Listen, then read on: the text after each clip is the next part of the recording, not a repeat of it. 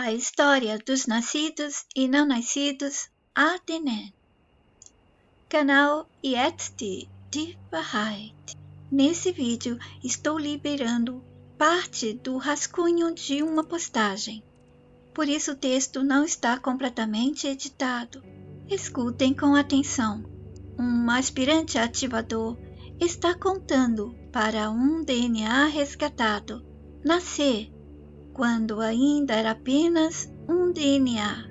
Vejam se percebem sobre qual menina esse aspirante ativador comentava. Essa é a primeira parte.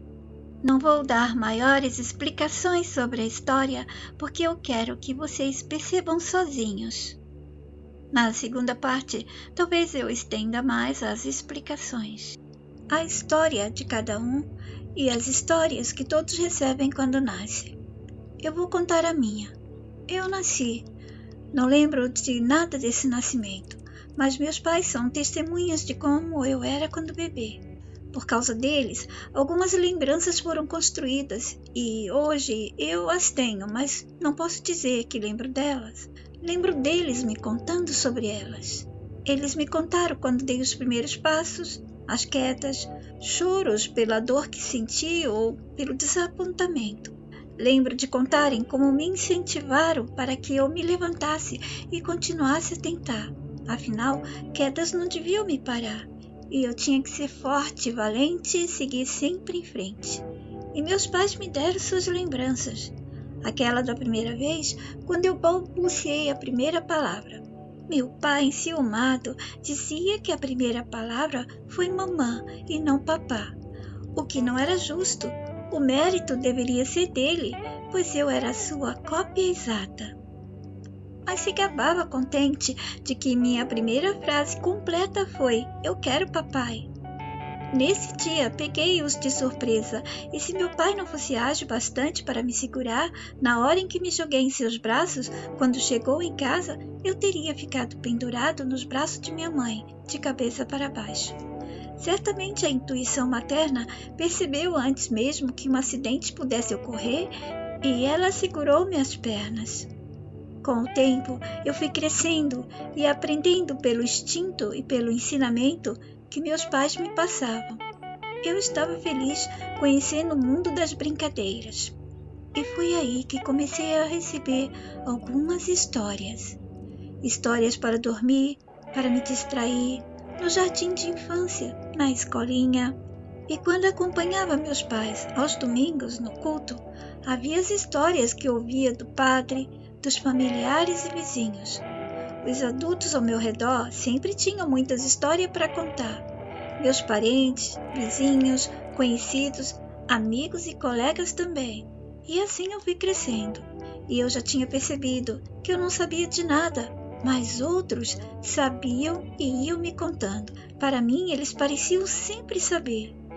E com o tempo, eu pensava que o que eles já sabiam era tudo e já era muito e definitivo. Mas não, depois vi que nunca terminavam as histórias e todos sabiam de mais outras tantas coisas e queriam contar as histórias sobre elas. Um dia eu conheci uma menina. Ela era mais velha do que eu. Ela tinha um semblante sempre triste. Estava sempre sozinha num banco de um parque. E ela me ensinou muitas coisas. E conversávamos sobre muitas histórias que nos contaram. E eu disse a ela, eu pensei quando via todos eles me contando a história, que eles estavam me ensinando, me fazendo aprender e conhecer muitas histórias, e que todas elas eram a mim contadas para eu acreditar, e isso me perturbava. E essa menina me disse, é claro, todos contam as histórias para serem acreditadas. Você deve certamente ter pensado, o que eu farei com todas essas histórias depois que eu as conheci?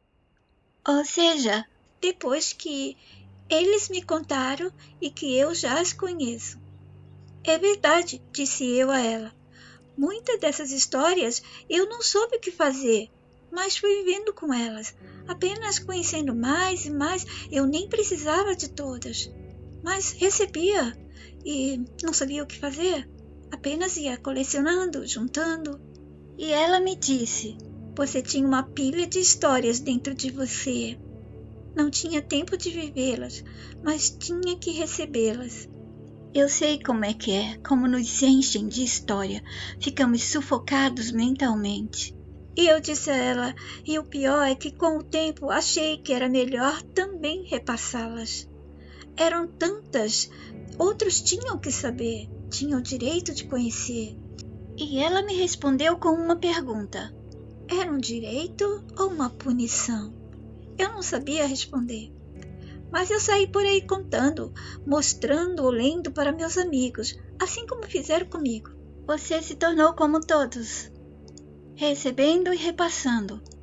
Acabou que deve ter pensado que era a sua própria vontade e que você escolheu todas essas histórias e depois acabou até pensando que elas eram partes de você. Passou a acreditar e fazer outros acreditarem. E ela, olhando para mim diretamente nos meus olhos, disse: algumas dessas histórias te fizeram sentir muito medo, por exemplo, histórias de alguns livros? Sim, respondi, os livros religiosos. Além do medo, senti muita culpa. Havia coisas que eu não conseguia controlar, por isso a culpa chegava. E ela disse: nós nascemos e desenvolvemos para sentir desejos. Nos tornamos impulsivos, alguns de nós até aventureiros. Queríamos viver e experimentar. Às vezes erramos porque só queríamos nos aventurar na novidade, do explorar o novo.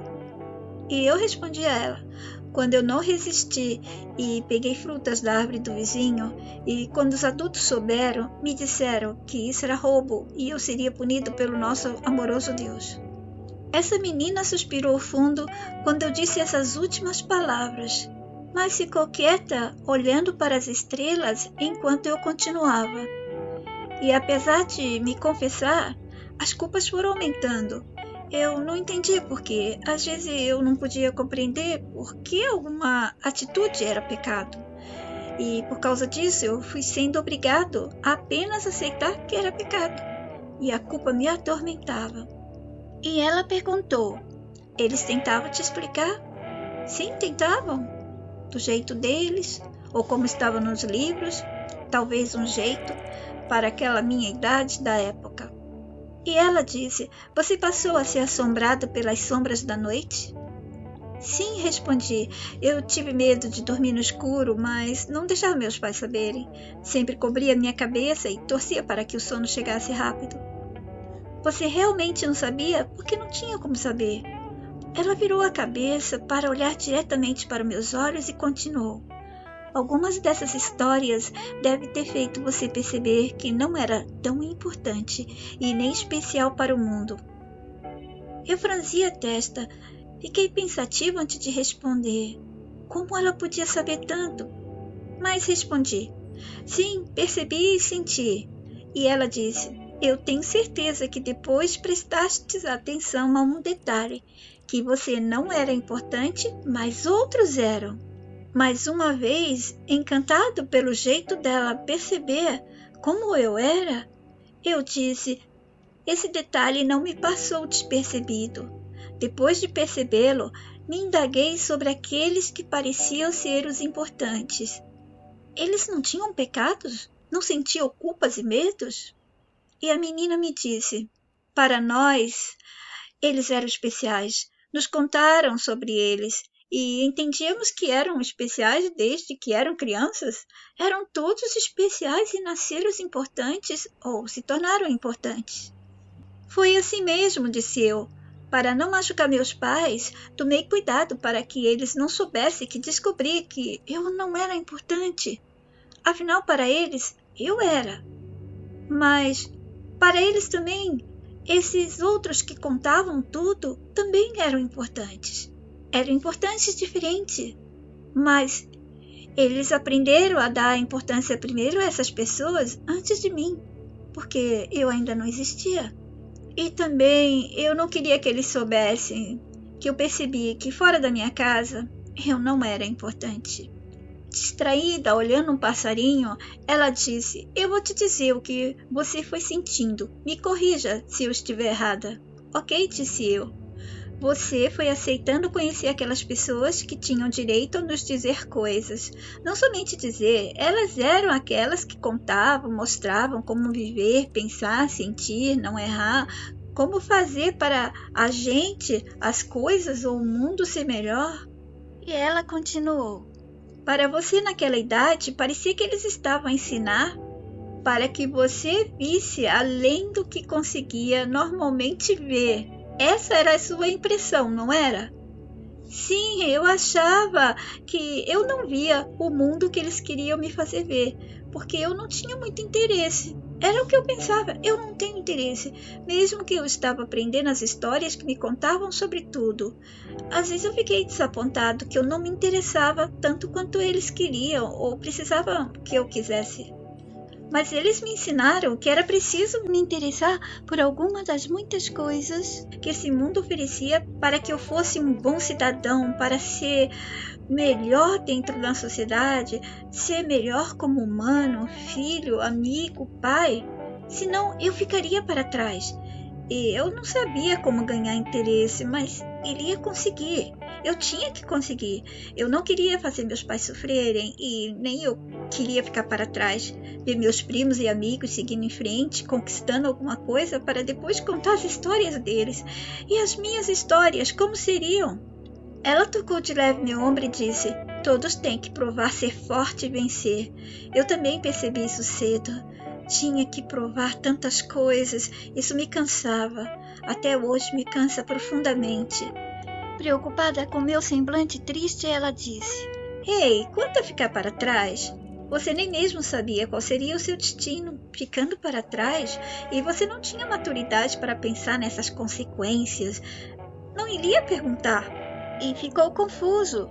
Depois veio o medo, que já foi suficiente para buscar algum sentido na falta de sentido da vida. Abaixei os olhos, parecia que um filme passava na minha mente enquanto ela falava. E de novo ela me repetiu: este mundo é um mundo de histórias. Não há mais nada aqui. O tempo todo são histórias. A gente vive só para ouvir ou para contar. E eu disse a ela: eu não sou muito bom em contar, mas eu aprendi a contar um pouco, mas eu preferia não ter que contar. E eu continuei, e sabe, eu comecei a prestar atenção nas histórias daqueles especiais com o tempo. Afinal, já estava mais do que provado que eram somente eles que sabiam tudo. Era admirável como eles sabiam até o que eu já tinha sido em outra vida. Eles sabiam até de onde eu vim, por que eu vim para o mundo, quais eram minhas culpas antes de vir e qual era a minha missão aqui. Imagina isso, falavam de culpas que eu trouxe de uma vida anterior. Contraditoriamente diziam que eu era a criação do Deus perfeito, que me amava, mas eu não conseguia vê-lo, porque ele se escondia de mim. Me deixou chegar sozinho no mundo porque se envergonhava de mim. Eu era uma vergonha para ele? Bom, mas tudo era devaneio infantil, de adolescente. E ela diz: pensamentos de crianças. Seus pensamentos eram muito bons para a sua idade. Mas eu disse a ela: eu acho que eu vou te decepcionar um pouco agora, mas com o tempo eu aprendi que eu tinha apenas que acreditar neles. Eu não sei se eu aprendi ou se me ensinaram a aprender que eu deveria acreditar nele para sentir e vivenciar seu generoso e grande amor. Mas eu entendi sim, entendi que por ele ser todo-poderoso e eu era um simples humano, ainda criança, não sabia nada e deveria entender o que os adultos me contavam, mostravam e testemunhavam e me dizia como eu devia agir para chegar ao meu Criador. Essa menina ficou meio chateada, me olhando daquele jeito e dizendo: você percebeu como eles nos prejudicam? Como eles nos contaminaram? Olha o que eles fizeram conosco. Estamos aqui. Nós não somos mais aquelas crianças, mas ainda estamos perdidos no meio dessas histórias, como se fosse uma areia movediça. Quanto mais a gente mexe, mais a gente afunda.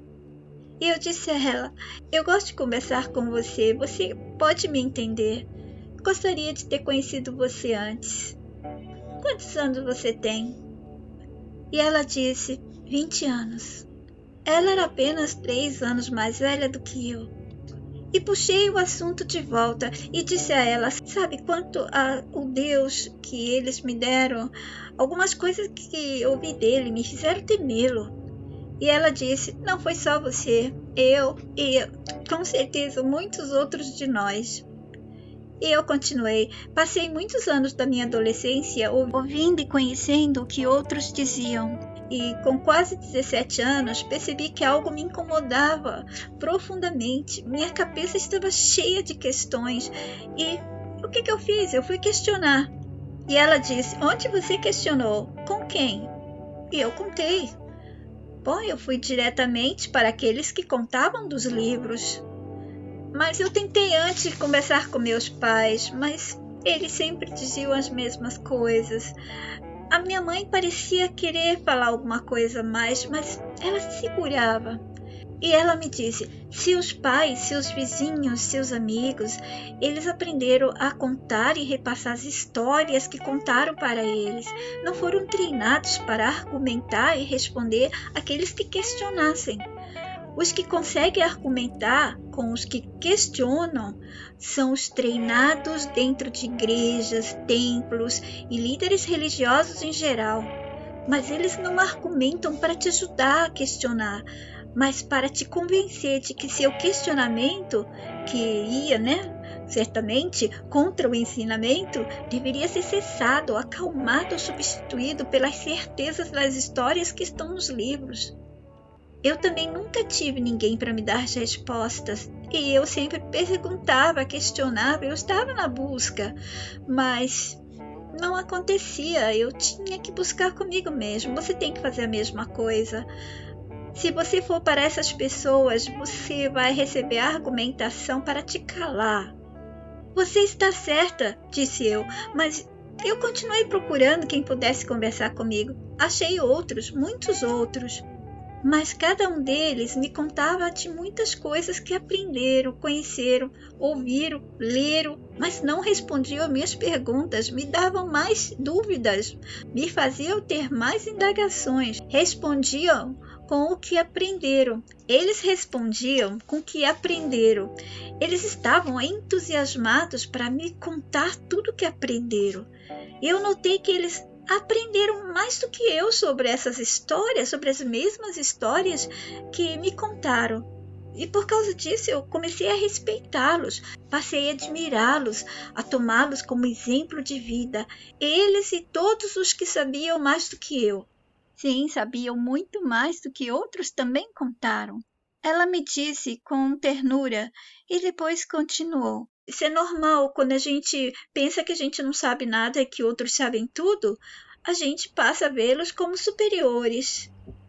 Novamente ela tocou meus ombros, como se quisesse me chamar a atenção, e disse: e você, sem maturidade para entender que eles podiam conversar e ensinar bem aqueles que contavam daquelas histórias que ouviram de outros ou dos livros. E ela disse: olha, você estava sem maturidade para entender que eles podiam conversar e ensinar bem, e contar bem, falar bem aquelas histórias que eles ouviram de outros livros. Mas se você pedisse para eles consertar o próprio carro, eles não saberiam. E se você tivesse maturidade suficiente, você teria pensado: eu posso ajudar a ele consertar o carro quebrado na garagem e fazê-lo entender que ele não sabia mais do que eu. Ele apenas sabia mais do que estava treinado e estudou, aprendeu e consequentemente repassou. Mas eles não sabem de tudo. Veja, nós éramos crianças. Todo mundo já tinha nascido e sabia muito mais coisas do que a gente. Estávamos aprendendo a conhecer.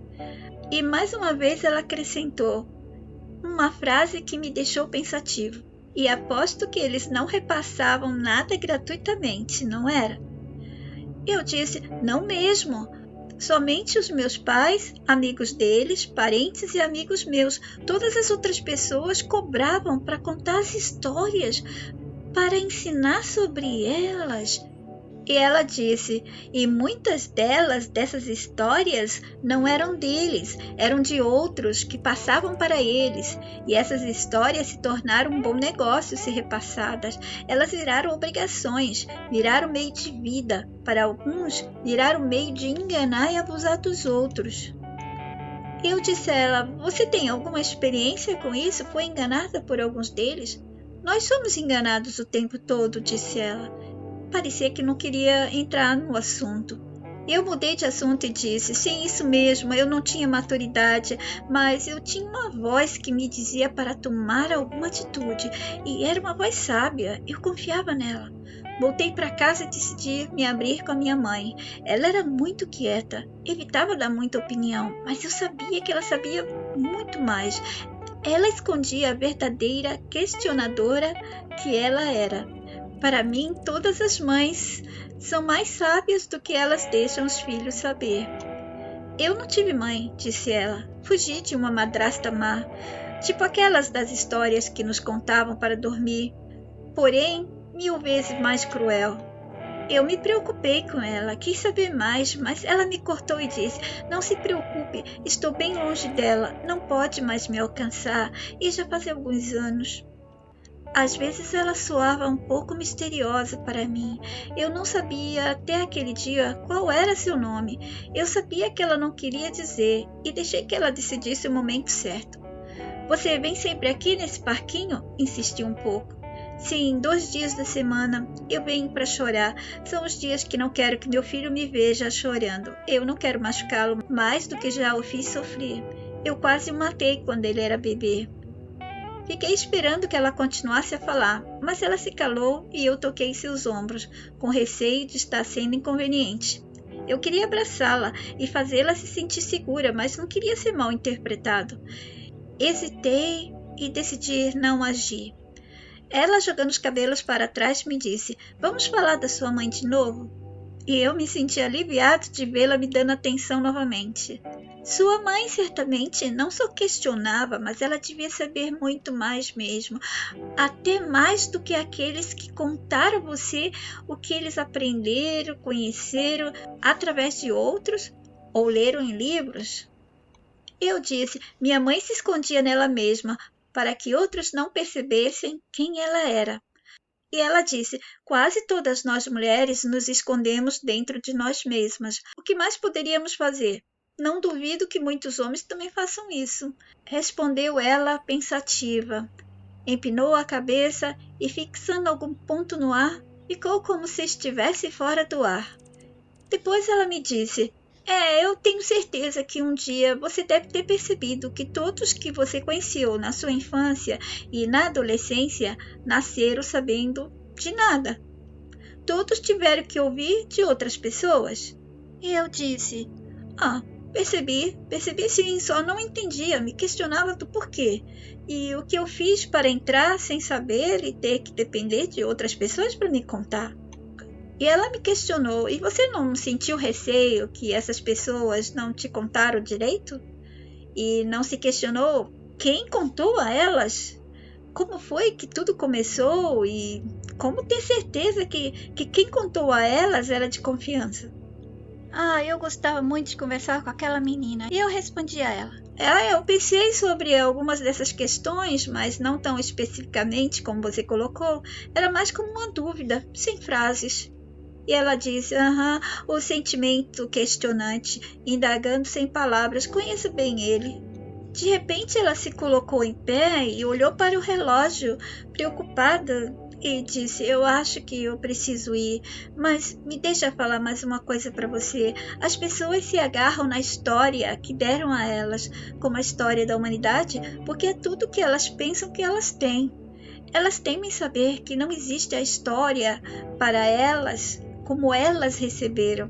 A verdadeira não vão saber enquanto não abrirem a mente para deixar de ver a história recebida, que se tornou uma obrigação a ser vivenciada como se fosse delas original, normal e natural.